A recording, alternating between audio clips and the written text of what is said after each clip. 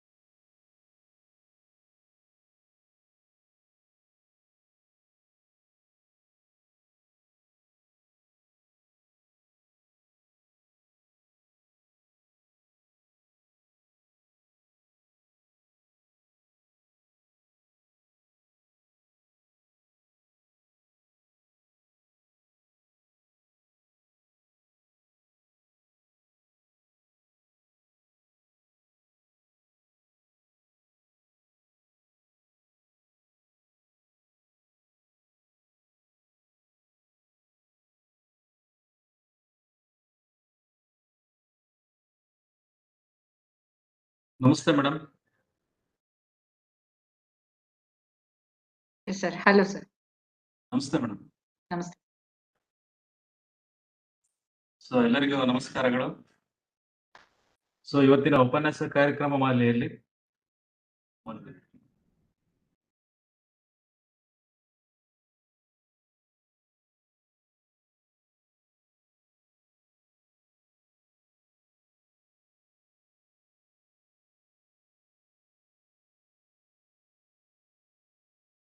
So good evening everybody. ಇಂದಿನ ಉಪನ್ಯಾಸ ಕಾರ್ಯಕ್ರಮ ಮಾಲೆಯಲ್ಲಿ ಶ್ರೀಯುತ ಚೈತ್ರರವರು ಪಾಲಿಮರ್ಸ್ ಎಂಬ ವಿಷಯದ ಮೇಲೆ ಉಪನ್ಯಾಸ ನಡೆಸಿಕೊಡಲಿದ್ದು,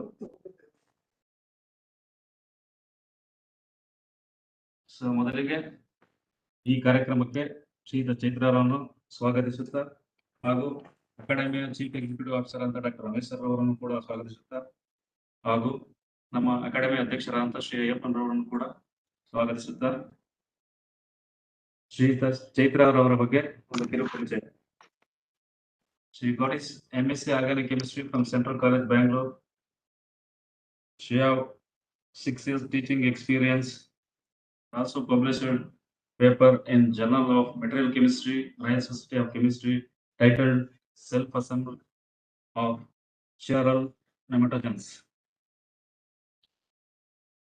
She have secured first rank in biodiversity and role of medicinal plants in primary health care, and currently working at Base Educational Private Limited.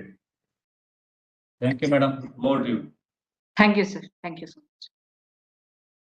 Good evening, students. Firstly, I thank KSTA for connecting science and students, and I also wish the students to make use of this platform well. Okay, today I have taken a very interesting chapter, that is polymers. In second year PU syllabus, it is a general chemistry topic, but it has very big role in our everyday lives. So let's study in this 1 hour briefly what are polymers, means what is the definition of polymers, and which are the very useful examples which we use in everyday life, as well as at last we can list out what are the very important polymers and the mechanism of the polymer synthesis also. Okay, yes. With the development of science and technology, human always try to synthesize very different new compounds with which he can lead his life very comfortably, right? So polymers are one such substances which have a very great impact on our modern lives. And these polymers have made our life very easier and very simple. So you can easily remember the examples. One such simple examples is polythene, right? So everybody know what is ethene. So ethene is C2H4. So if ethene undergoes polymerization, we do get polythene. Polythene covers, polythene bags, generally you would have heard of. It is a very important packaging material. So still many more polymers which we are going to learn in this chapter has very great importance in our life. Okay, so let's start understanding with the definition, from where did this word arise, all those things.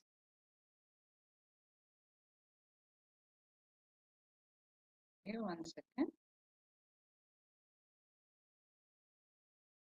Okay. So polymers, actually it has been derived from a Greek terminology, Greek word. So it is a combination of two words. You can see here, poly means many and mer means unit or part. So by this itself, you can understand polymer is made up of many small units or parts, which we actually call them as monomers. So this is the actual definition of polymer.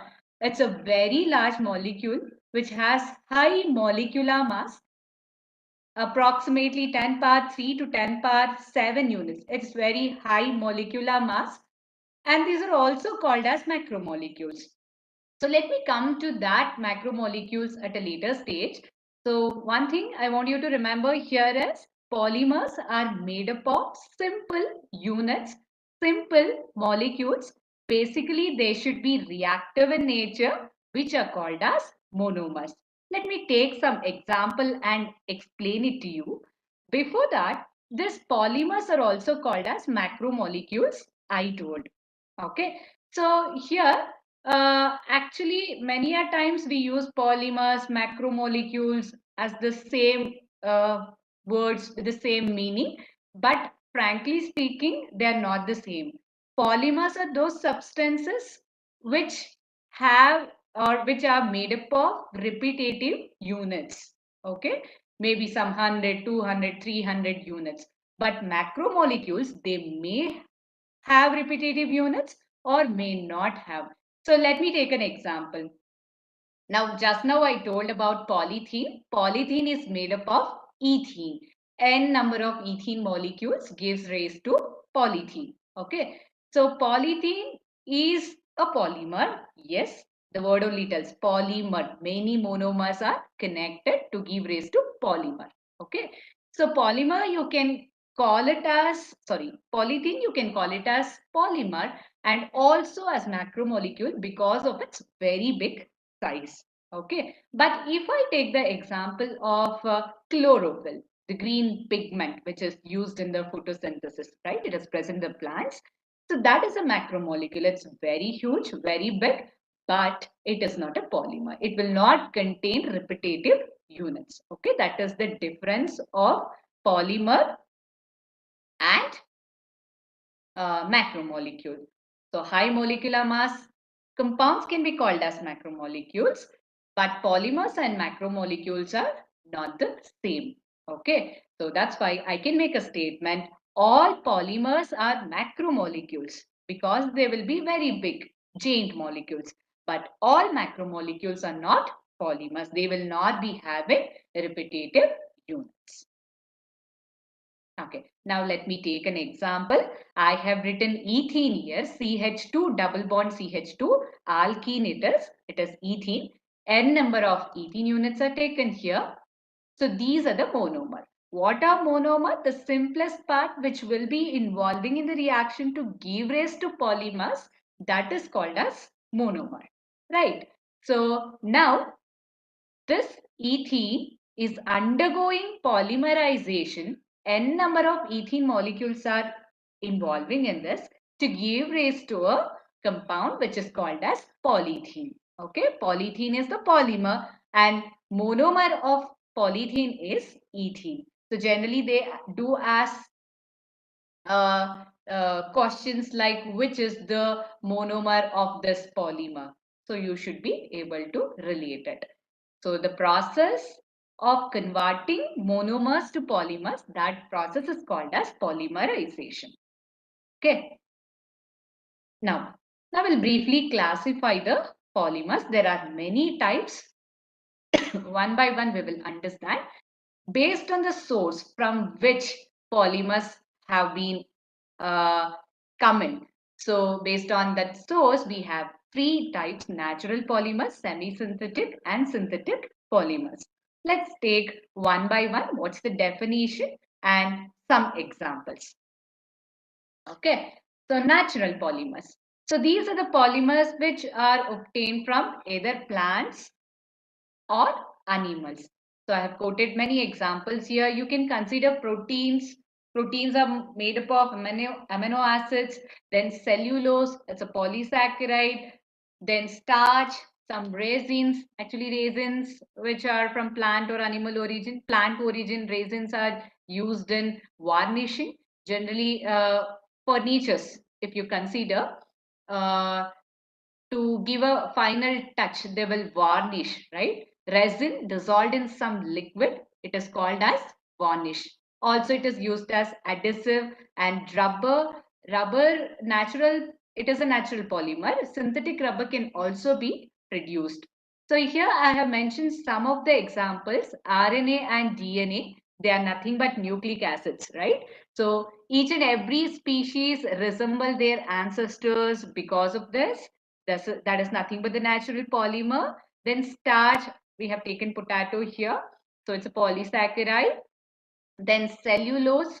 See, the three basic needs for life for us. They are nothing but food, then clothing and shelter.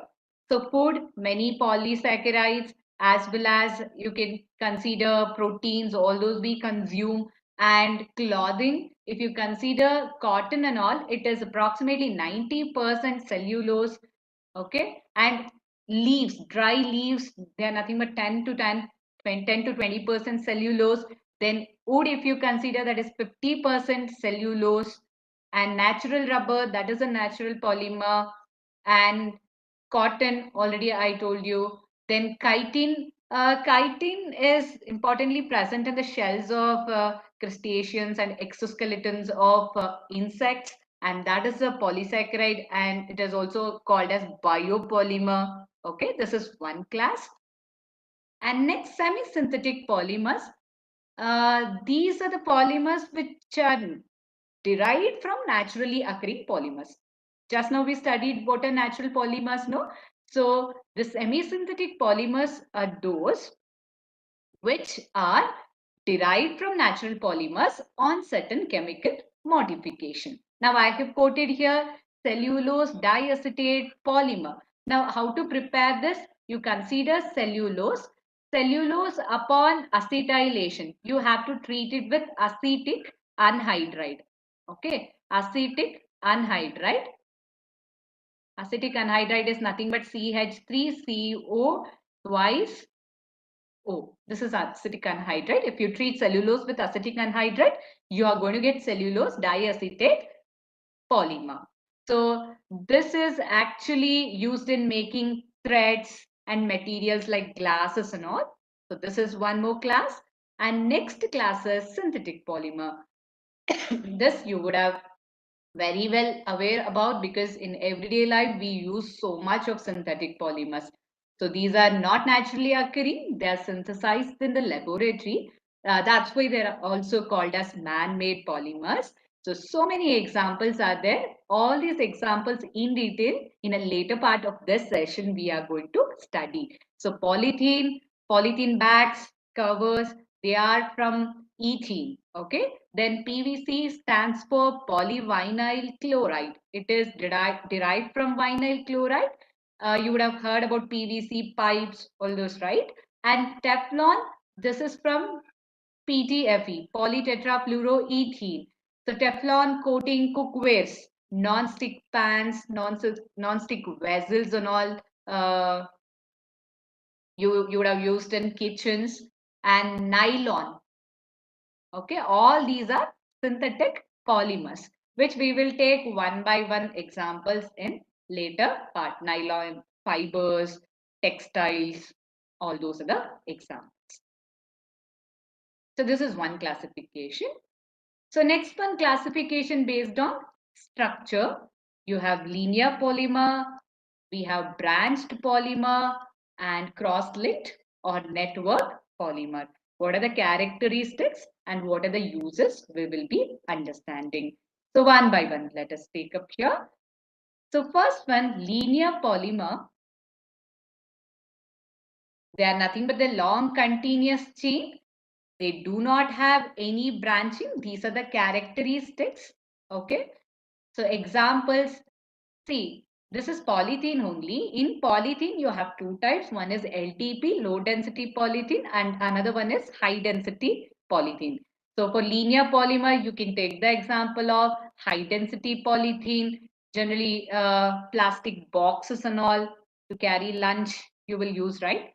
Those, and polyvinyl chloride, I told pipes, polyesters, among that nylon, then terylene, dacron, all those in textile industries we will use. So these are the some of the examples for linear polymers. In detail examples we will be writing later. And the second one is branched polymer. Now you can see along with the continuous chain, there is some side chain also. That is also called as branches. Okay. So because of this branching, they won't pack well enough. That's why they do have low density. And some of the examples for this is this bubble wraps.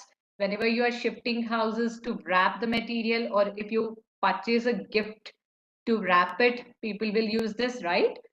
This, that's also called as polypropylene.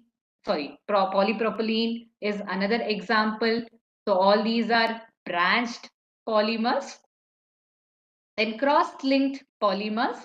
Here, along with the normal chains, there will be cross-linking between the chains. Okay, so that will give rise to the strong covalent bond or interaction. Here, the linking will happen between the functional groups. So that arises the network kind of structure. So you can remember bakelite. Bakelite is a thermosetting plastic. There are different types. Again, later you will categorize. So in electrical switches and all this bakelite material is used in hard disks. And one more cross-linked polymer. This cross-linked polymers, because of the cross-linkings, they'll become very hard and brittle. Okay.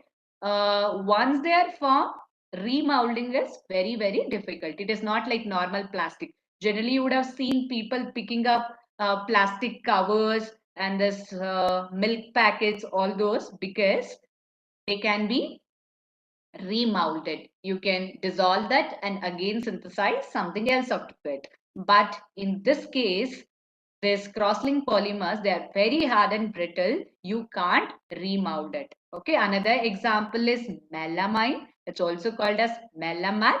It is used in unbreakable crockeries.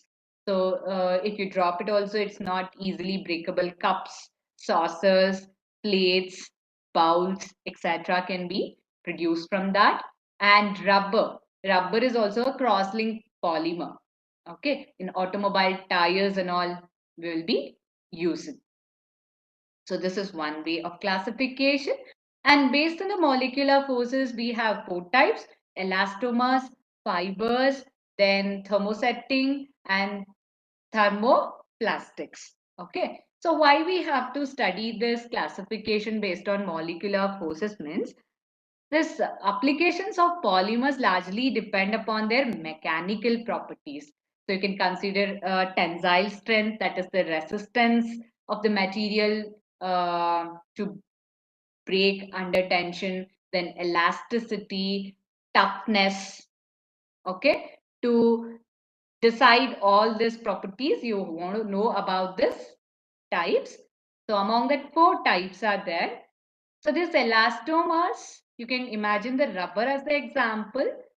Weakest forces of intermolecular forces will be there, and fibers, strong intermolecular force will be there.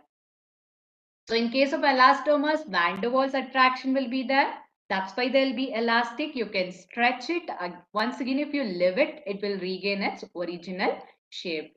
Whereas fibers, there will be a strong hydrogen bond. So it will not be elastic. It will be high strength will be more, tensile strength, resistance for breaking. Okay.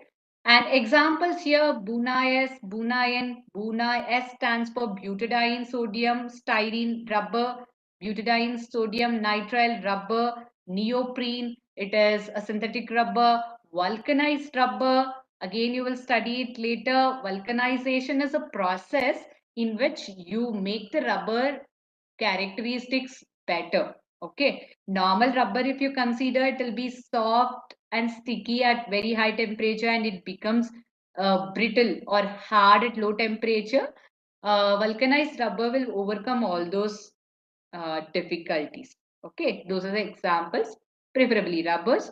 Then fiber, nylon, nylon 6X, nylon, terylene. The difference between this and this, we will get to know later. Okay, all this you will use it in the textile industries. And next, thermoplastic and thermosetting. So elastomers, weaker force of attraction, whereas fibers stronger. So in case of thermoplastic, that force of attraction will be in between of those two. Okay. So this thermosetting I told, no, it is not remoldable. So it doesn't become soft on heating also. So here this polymer becomes soft on heating and hardening. That's how remolding takes place. These thermosetting polymers, they have cross-linking. That's why they are very hard and brittle. You can't remold it. So next, classification based on force of attraction. In that, based on heat treatment, how they behave, we'll understand. So already I mentioned thermoplastic or thermosoftening plastic, that is plastic material.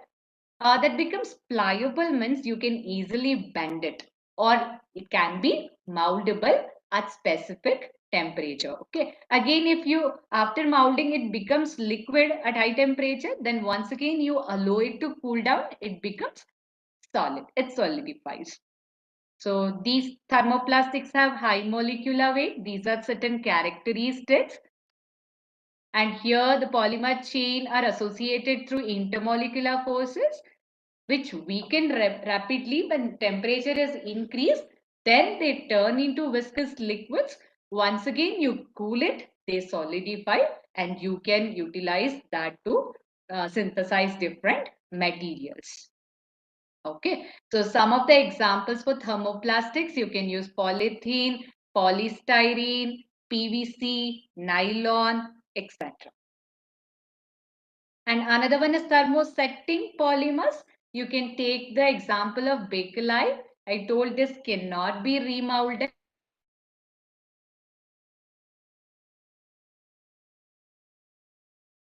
That's why it gives a permanent shape. You can imagine the pressure cooker handles, all those, and combs, and phonographs, and that hard drives, all those.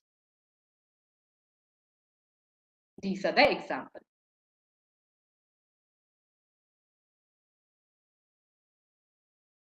These are the applications.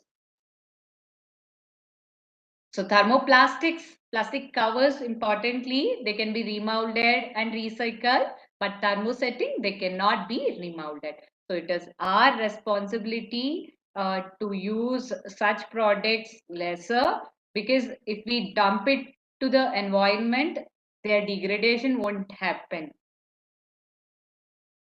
So these are the examples. Urea formaldehyde, that is one more thermosetting plastics which is used in laminated sheets and unbreakable crockeries. Polysiloxanes, This is the general formula where silicon, oxygen, silicon, SiO, Si bond is there. They are used as adhesives and sealants. Okay. They are not soluble in water. Then based on the mode of polymerization, you have two important types of polymers. These are very, very important. One is addition polymers, another one is condensation polymers. Addition polymers are also called as chain growth polymers, okay, because the chain length will be increased. Condensation polymers are also called as step growth polymers. Here you have to understand, for addition polymers, you are going to select such monomers which are unsaturated so that you can add something. Whereas for condensation polymers, you have to take such monomers which have bi or trifunctional groups. So in each and every step, again and again, you will get bifunctional groups which are new. So in every step, it becomes like a new step. So that's why they are also called as step growth polymers. So let's understand what is this addition polymers. I already told when you have to add something, there has to be unsaturation. So you are going to take alkenes because they have unsaturation. Alkenyl arynes. Styrene means it's like this. You have a benzene ring and a group like this. CH2 double bond CH. So that is alkenyl arene, styrene, PS, polystyrene you will get. So what are addition or chain growth polymers? This is very, very important because we have the mechanism also for the preparation of addition polymers. So these are the polymers, how they are formed from the monomers only. Either you can take two similar monomers. I can take ethene and ethene. Okay, that is, we call it as homopolymers. Or you can take two different polymers, sorry, monomers and prepare the polymer also. That is called as addition polymers. So either you can take same monomers or two different monomers, but the monomers should be generally unsaturated compounds. So in this case, you don't have any byproducts as such, whereas in another type, condensation polymers, you have byproducts, simple units like water, alcohol, ammonia will be there. So again, addition polymers are divided into two types. One is homopolymers, another one is hetero or copolymers. Homopolymers means we are going to take two similar monomers. Heteropolymers or copolymers means two different monomers we are going to take. Ultimately, this is addition polymers only. So let me consider homopolymer. As I told, same type of monomers. So polythene you take, what will be the monomer? Like many ethene units. They are similar units. Whereas here there are some examples. You can see polythene covers PVC. This is from vinyl chloride. Vinyl chloride will be like this. Vinyl group is this CH2 double bond CH. If you have Cl, this becomes vinyl chloride. This is vinyl group.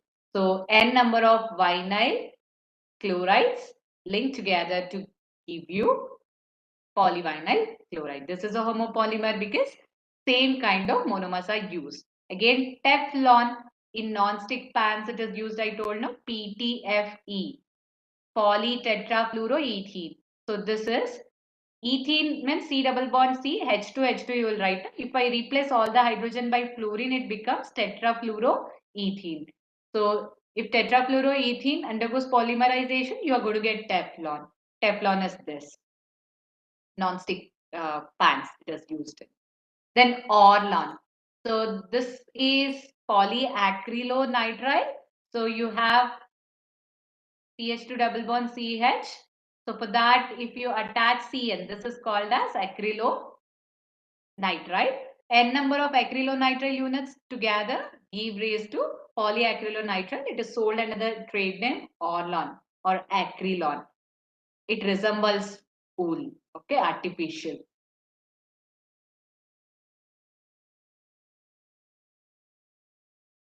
So I just now gave the example of homopolymers where same kind of monomers were there. Now I am taking different monomers. That's an example for heteropolymer or copolymer. So let us take example Buna-S. In detail, you will write the reaction later. For now, just the examples you remember. In this case, how to read this Buna-S means butadiene, sodium, styrene. So styrene and 1,3 butadiene will be the starting materials for this. Okay. Structures will write in the later part.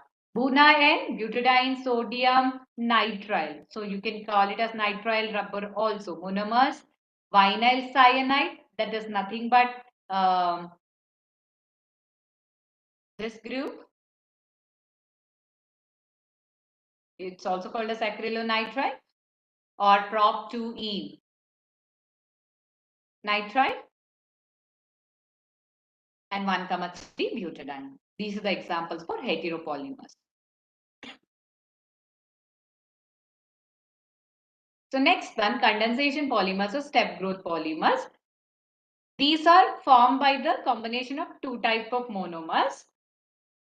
So here the monomers should be bifunctional or trifunctional. The examples we use will be bifunctional. So in this case, what happens when two monomer units link together, a small molecule such as water, alcohol, ammonia will be eliminated. As a result of that, you will get the polymer. So let's take the example.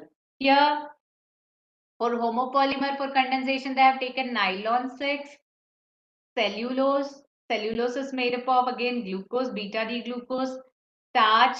It is nothing but alpha D glucose. So in all these cases, water will be eliminated, simple units. This is example for homopolymers. But important one here is for us heteropolymers or copolymers only. See the examples. Terylene in textiles it is used, nylon 6,6. All these are heteropolymers where you have two different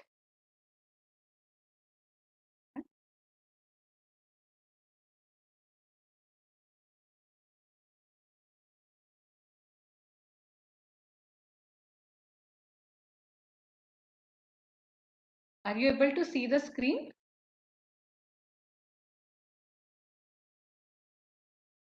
What, madam? Screen is visible, sir? Yes, visible, Yes. madam. Okay, sir. Something came. Okay. So these are the examples. So these are the examples for heteropolymers. So these are ropes which are made up of heteropolymers, bakelite, thermosetting. Okay. Now this is the most important part for us. How addition polymerization or chain growth polymerization is thought about. Okay. So you have three different mechanism. One is free radical mechanism. Other one is carbocations and carbanions. So these reaction intermediates are very highly reactive, unstable species. When you treat reactant, substrate and reagent, you do get intermediates that will break down to give you product and byproducts, right? So one among the important one mechanism is free radical mechanism. That's what I'm going to take in this class. That's there in the syllabus. So we are going to again take polythene as the example because it is easy to understand. So always it is understood that for free radical mechanism, there has to be a initiator, which is used for the initiation of the reaction. So that will be peroxide. Organic peroxide we are taking, that is nothing but the benzoyl peroxide. So let's take down the formula. What are peroxide means? OO linkages should be there. So I hope you know the inorganic peroxide, that is hydrogen peroxide, H2O2. So here we have taken the organic peroxide. Whenever C6H5 is directly connected to C double bond O, that is called as benzoyl group. So this is called as benzoyl peroxide. So this, when you supply sunlight or heat it, what happens? The bond in this place, OO linkage will be broken down. Okay. So here you see it undergoes homolytic cleavage. You know, two types of cleavages are there, homolytic and heterolytic cleavage. So This is free radical mechanism. Oh, electronegativity difference will be 0. So when you break the bond, they will break homolytically by taking one single dot electron. So this is benzoyl peroxide radical. It's also called as free radical. Okay. Now I have got 2 units of that free radicals. Now this is going to attack the ethene molecule because I'm taking the example of polyethene preparation. So before this, what happens? Now you can imagine C double bond O is there. Here single bond O, one dot is there. If at all it gets one more dot, what happens is this entire species will go out as carbon dioxide. So now you can see here, this influences the cleavage of this bond. This bond is made up of 2 electrons, one dot, one dot. This dot will come here and it will go out as carbon dioxide. Now I have got phenyl radical, free radical. Okay.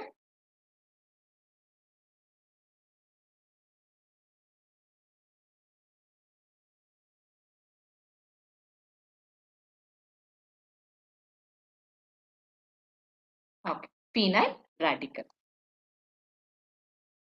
Now you see it.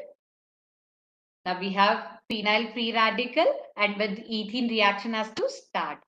This free radical mechanisms will happen in 3 steps. One is chain initiation, next one chain propagation and chain termination.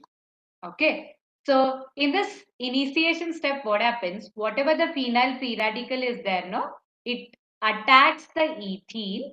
This is ethene, and we got phenyl radical. How? By utilizing the peroxide. Now this is going to attack this. Now this ethene is having one sigma bond, one pi bond, right? So pi bond is weaker in nature, that can be broken down and it forms a bond with that. So now you see what happens. This bond is broken here and you are getting one dot here. One more dot was utilized to form the bond this side. Now you got C6H5, CH2, CH2 dot. Okay. Length has increased. Large free radical it became. Now again, next step is propagation. That big free radical will attack once again one more molecule of ethene. Now here again you break this bond into electrons. This is dot, this is dot. Now this dot forms a bond and you will get CH2 single bond CH2 and you will get even more bigger free radical. Okay. So as it continues, the length will increase. That's why it is also called as chain growth polymerization. Now, final step is chain termination. The reaction has to stop. Now, such big free radicals, when they join together, the termination happens. Okay, that can be brought about by adding impurities also. So this is how you can synthesize polymer.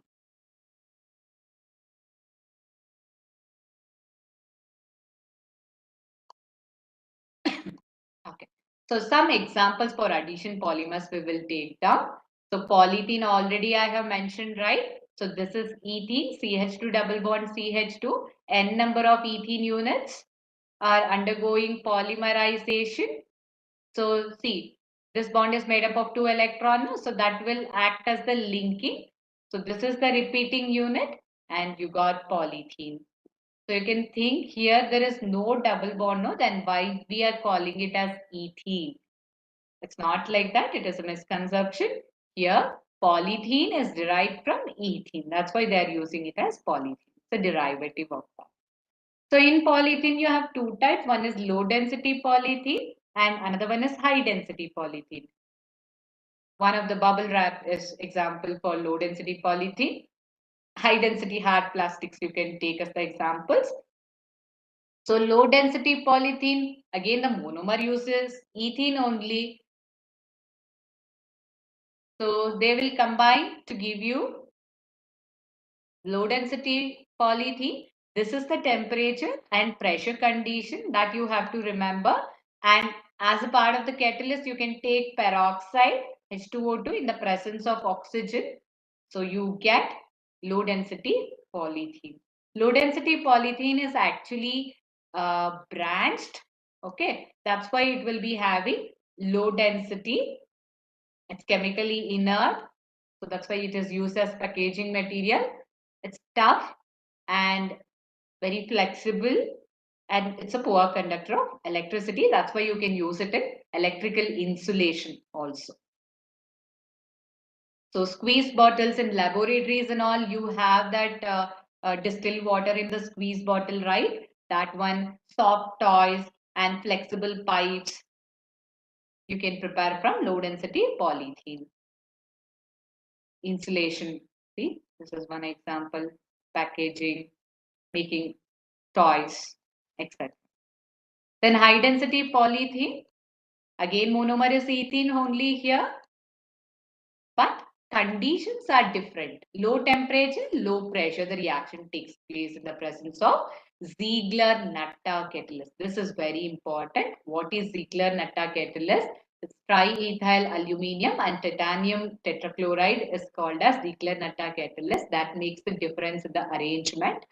So you get high density polythene. So properties translucent, semi-transparent, then that is also chemically inert. It's tough, high density because it is not branched and used for making this buckets, dustbins, hard plastics, bottles, water bottles, and hard pipes, hoses, we will call, etc. This is one example. The plastic bottles, containers, hard toys, etc. Next one, Teflon. This is the monomer, and upon polymerization, you get polytetrafluoroethylene. So monomer, sorry, this is the name. Monomer is tetrafluoroethylene or ethene, you can call. This part you remove. Poly, if you remove, whatever the tetrafluoroethylene part is there, that is the monomer. Now, this is how you will write the formula. If I have CH2 double bond CH2, you call it as ethene. All the hydrogens are replaced by fluorine here. That's why it is called as tetrafluoroethylene. This upon polymerization, n number of this will give rise to this polytetrafluoroethene or ethylene. Okay, catalyst and high pressure condition is required in order to prepare this.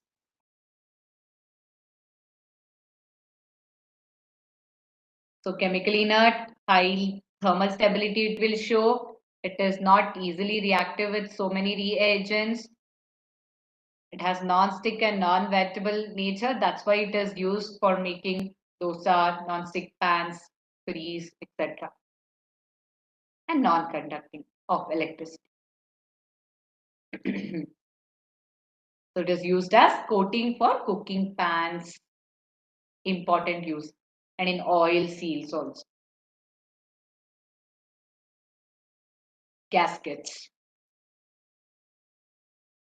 non-wetting, non-sticking property it will have. Then polyacrylonitrile, it's also called as Orlon or acrylon. So what will be the monomer? This is the monomer. It is called as acrylonitrile. Okay, CH2 double bond CH, CN group is attached. So this upon polymerization, you do get, this is the repeating unit. So you do get polyacrylonitrile. These are the other names, Orlon and acrylon. So uses, it is used as a substitute for wool, for carpets and blankets and all, artificial wool, threads, etc. So addition polymers are over. Addition polymer means I told generally they should, starting materials or monomer should have unsaturation. So condensation polymers, they will have bifunctional groups. Okay. So generally they will be having amide linkages. Now how to prepare one by one, they will see. First example is nylon. So this word has come from New York and London, the combination of that. Simultaneously it is used by those people. So nylon is condensation polymer. So it's also polyamide fiber. polyamide means amide linkage means NHC double bond O group you will have. So for that you should have acid group, that is COOH, and amine group NH2 group. So let me take an acid RCOOH and amine you take RNH2. What happens? I told in condensation polymerization, simple units such as water molecules will be eliminated. As a result, you get amide bond, that is RC double bond O NH linkages coming with the elimination of simple units or molecules. Most preferably, all the examples which we take, water. In other cases, it can be alcohol, ammonia, etc. This is the amide linkage. Two types of nylons are there. It's very important. Nylon 6 and nylon 6,6. Let's study about that one by one. Nylon 6 is also called as Parlan. Again, that word means. See here actually, nylon is prepared from only one monomer unit which contains 6 carbon atom. It is also polyamide because NHCO linkage will be there. In 2 steps this will happen. Formation of monomer, this has to be read Greek alphabet epsilon, caprolactam, and formation of polymer. I will show this. Everything is present, reactions in NCERT. You can in detail look into that. See, here what are the starting materials means amino hexanoic acid and amino caproic acid. Okay, see here. How many carbon atoms are there? 1, 2, 3, 4, 5, 6. So this is caproic acid. This is alpha carbon atom which is attached immediately to the functional group. This is beta. This is gamma. This is delta. This is epsilon. Okay, there you have to replace one hydrogen by amino group. So that is the starting material for you. Okay. Epsilon amino hexanoic acid or caproic acid. 6 carbon atoms are there means you will call it as a derivative of caproic acid. 5 means valeric acid, 4 means butyric acid, is like that. Now what happens? Here this rearranges and from here OH and H, water molecule will go out, dehydration and cyclation happens simultaneously and you get caprolactam. This unit is called as caprolactam where you have 6 carbon atoms and 1 nitrogen atom in the ring. So finally you should get polymer under this temperature condition and in the presence of nitrogen. When you leave this to react for 4 to 5 hours, what happens? You get a polymer which is called as nylon 6. This is about nylon 6. So uses, it is used for manufacturing tire cords. That is nothing but the supporting material for the tire. It is useful to maintain the shape of the tire. And in fabrics also nylon 6 can be used, as well as in ropes also it can be used. And one more condensation polymer, polyamide polymer, where NH CO bond will be there, nylon 6,6. So here actually 2 monomers will be there, not like caprolactam, only 1 monomer. So here 2 monomers will be there. Again, it is a polyamide fiber only. See, one is adipic acid. I'll show the formula, and another one is hexamethylene diamine.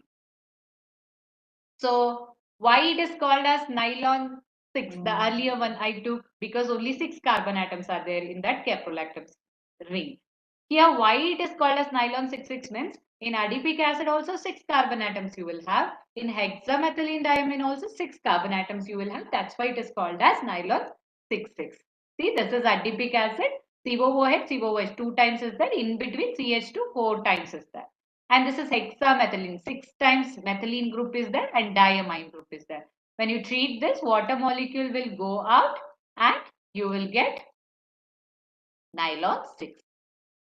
This part, it's okay. You can just look into the last part. With the elimination of water molecules, polymerization happens at this temperature to give rise to this nylon 6. Okay. So uses Again, in textiles, it is used. And one more condensation polymer is melamine or melamine. I'll show the structure. See, this is benzene, right? You replace 3 carbon atoms by nitrogen. This is called as melamine. NH2, NH2, NH2 is there for carbons, and nitrogen is also a part of the ring. And that is treated with formaldehyde. Okay, you get an intermediate, and that upon polymerization with the elimination of water, you get this melamine. It's also called as melamine. See, everything you should get the basic knowledge what is happening in condensation polymer. What is condensation polymer? When you have two monomers, they react to give polymer, right? What kind of monomers we have to take? Bifunctional monomers. So that's all you got to know. And simple molecules like water will be eliminated. As a result, you will get a polymer. Structures, when you practice, you get it. Okay. Yes. Unbreakable crockeries, it is used. Important. So till now we took nylon 6 and nylon 6 under polyamide, and some examples are there for polyesters. Okay, that we will take. One of the best example is dacron or terylene of polyesters. How to prepare that we will see. It's also called as dacron. So any other name you can use, terylene or dacron. How to prepare. This is a polyester fiber. I have acid and alcohol. What it will form? Ester by losing water molecule. This is also called as what? Esterification, right? R C double bond O O R. This is nothing but the ester linkage. So, but here the monomer for terylene is ethylene glycol. Ethylene glycol is a diol. This is the formula. You replace in ethane two hydrogens by OH group. You have glycol and phthalic acid. Phthalic acid is benzening COH COH. Phthalic acid means opposite side at para position. One more COOH will be there to the benzoic acid. Now again simple, water molecule will eliminate and you have esterification. Finally, you have the polymer which is called as dacron or terylene. Okay, this is terylene.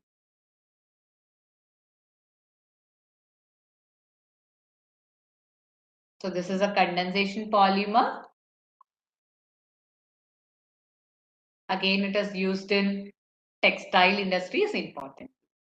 Already bakelite about that I told it is a thermosetting plastic and hard, brittle, right? How it is produced, we will see this. See, we have phenol. I'm taking formaldehyde. When you treat this phenol and formaldehyde, substitution takes place and you get that CH2OH at ortho-para positions.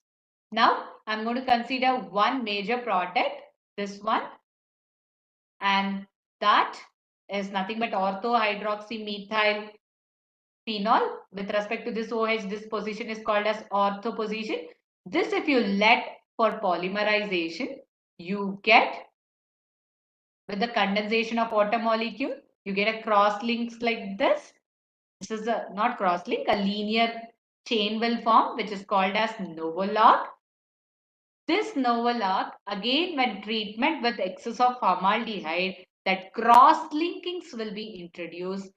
The final product, whatever is formed, is called as bakelite.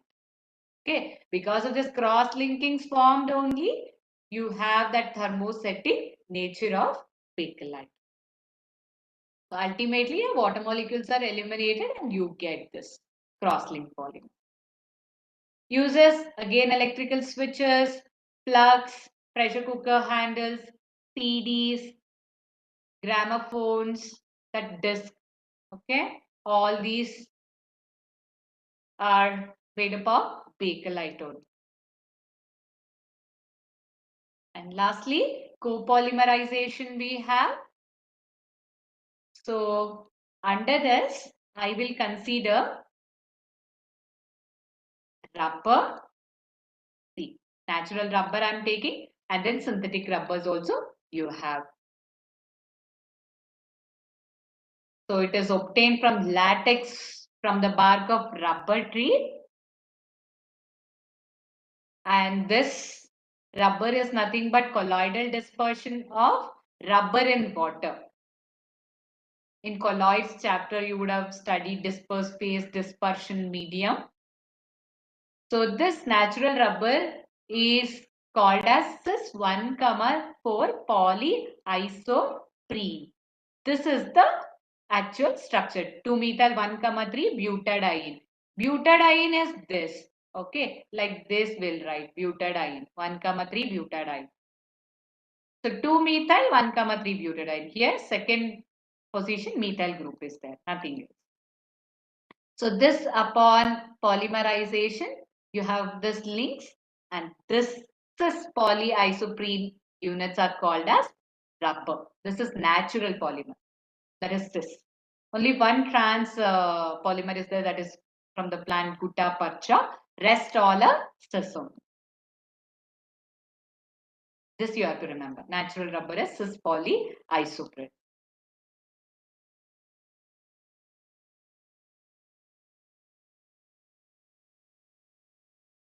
Trans polyisoprene is non-elastic. Yes. So as I told earlier, if you consider natural rubber, if you keep it at a high temperature, it becomes very soft and sticky. If you keep it at low temperature, it becomes very brittle. So Charles Goodyear, he discovered this process, vulcanization of rubber. Okay.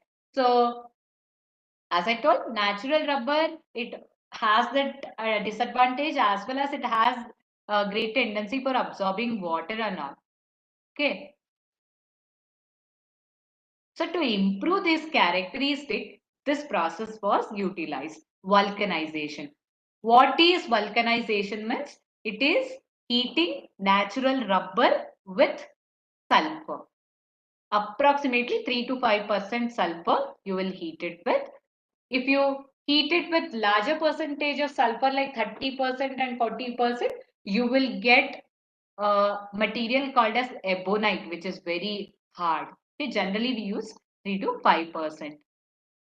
So that involves cross-linking of sulfur between that butadiene units, isoprene units. And now this rubber would be better for our applications.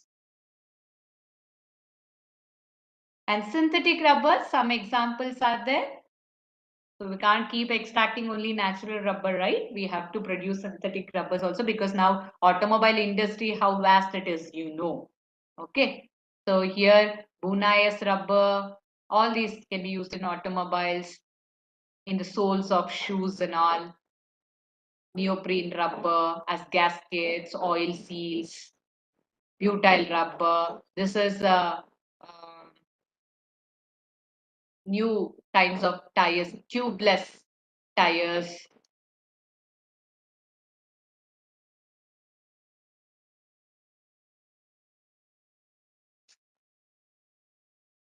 One second. So synthetic rubber is nothing but homopolymer of 1,3 butadiene or copolymer. Either you can take two different monomers or same monomer. So let us take one example at least. So neoprene, again it is formed by free radical polymerization of chloroprene. What did I make here changes? Instead of methyl group, I introduced chlorine here. This is nothing but chloroprene. 1,3 butadiene only, but in second position, I have put chlorine. So this is 2-chloro, 1,3 butadiene. This upon polymerization, you do get neoprene. This is one synthetic rubber. These are the examples, that's all, nothing else. So Bunayas, this is obtained. Butadiene is there. Sodium is the catalyst. It will be there in the reaction medium. That's styrene. Styrene benzene ring with that CH2 double bond CH unit I showed. No. This is 1,3 butadiene. And this is styrene. C6H5 is benzene ring. Now you get Buna S upon polymerization. This is one more synthetic rubber. And Buna N, here you are taking 1,3 butadiene, and instead of you took their styrene, you are taking acrylonitrile. These are rubbers which have slightly different properties. That's all. Butadiene nitrile rubber. This is also called as nitrile rubber. So in higher classes, you will be studying how to calculate the molecular mass of polymers also. Two ways are there: number average molecular mass and weight average molecular mass. And lastly, there are something called as biodegradable polymers, which are very important. Why? Because till now I told polymers, they have great use, advantage, everything. You know, plastic is also a polymer. Without plastic, it is very difficult for us to imagine life. That's true. But it causes a lot of hazardous, uh, it creates hazard to the environment, right? If we keep dumping this polymers or plastics, over time, what happens? They will be accumulated in nature as solid waste. So to dispose that, it is very, very difficult. They won't be decomposed for several thousands of years, right? So it is our responsibility as chemists to synthesize or develop something which is less hazardous or harmful to environment. So now with the inventions, great inventions of scientists, we have biodegradable polymers which will be degraded. Okay. So generally these polymers contain functional groups similar to functional groups in biopolymers. So that's why they are degradable. What are the uses means? See, they can be used in special packaging. So once you throw that, it won't be hazardous to environment. Orthopedic devices and for immobilization, as well as in orthopedic, in surgeries and all, when you get it done, orthopedic devices will be made up of biodegradable polymers, so it won't be uh, hazardous to your body also. And for making capsules and for making sutures, okay, and stitching in surgeries and all, you can use this biodegradable polymers. Under these two examples are there. One is PHBV, that stands for poly beta hydroxybutyrate co beta hydroxy valerate. It is made up of 3-hydroxybutanoic acid and pentanoic acid. Valerate because of it is derived from valerian plant. Okay, so here I'll show the structure. 3-hydroxy. So from here you will number 1, 2, 3, 4. So at third position you put hydroxy group. So this is 3-hydroxybutanoic acid, and this one is again at 3 position, 1, 2, 3. Third position hydroxy you put. So 3-hydroxy pentanoic acid. They combine and water molecules will be removed. You get PHBV. So this is used as packaging material in orthopedic devices as well as in capsules. Medicines in terms of capsules you would have taken, right? That if you take inside also, only that bacterial degradation when it happens, when the reaction happens only, the drug will act. So at proper time it will be released in the system. It will not be uh, going in the wrong direction. This one, and one more example, nylon 2, nylon 6. This is a copolymer of glycine and amino caproic acid. Glycine is the first amino acid you have studied, which is optically inactive, one and only optically inactive amino acid, glycine. And amino caproic acid means caproic acid is 6 carbon atom acid. Amino group should be present. That's all. Again, they combine. Upon dehydration, we get nylon 2, nylon 6. Why? Because of the number of atoms.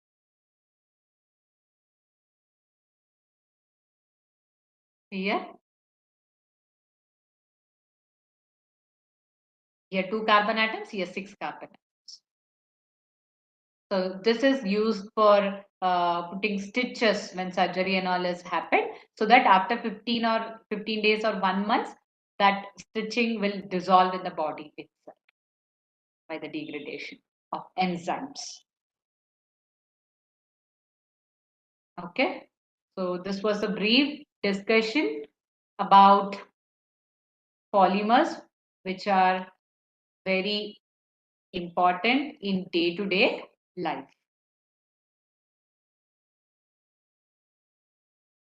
So they're very important. They play a very important role in our everyday life. So when you keep observing things in your daily life related to the chemistry also. With this, let's conclude this session. Thank you for this opportunity. Thank you very much, ma'am.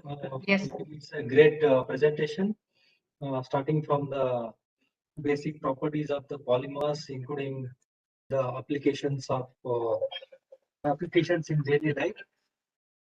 Thank you. Thank you very much. If there are any questions, I request the teachers and students to post it in the chat box or mention in the WhatsApp group so that we can get back to you by giving your answers. As of now, there are no questions, ma'am, in the chat Yes. box, and there are no questions from teachers in YouTube channel also. So, thanks indeed for accepting our invitation to deliver today's session on behalf Thank you. of KSTA and on behalf of all the teachers and students, and on behalf of all KSTA fraternity. I would like to immensely thank you, ma'am, wholeheartedly. Thank you very much. Yes, sir. Thank you for the. Thank And you. we may request you to deliver a few more lectures for few students Yes. down the line or in coming days, so that we may seek your help and guidance in future webinar series also. Yes, sir. Sure. We will be in touch with you. And meanwhile, I would like to thank my colleagues Siddhe Gowda and other KSTA senior scientific officers, CEO Dr. M. Ramesh sir, and Chairman sir, Professor S. Ayappan sir, and other technical and non-technical team who are behind this webinar series program. And last but not least, I would like to conclude this program, today's webinar series, and vote of thanks by thanking all the teachers and students who are with us in this Wex platform as well as in the YouTube channel. Thank you. With Thank you this, so much. Thank you, ma'am, once again. Yes.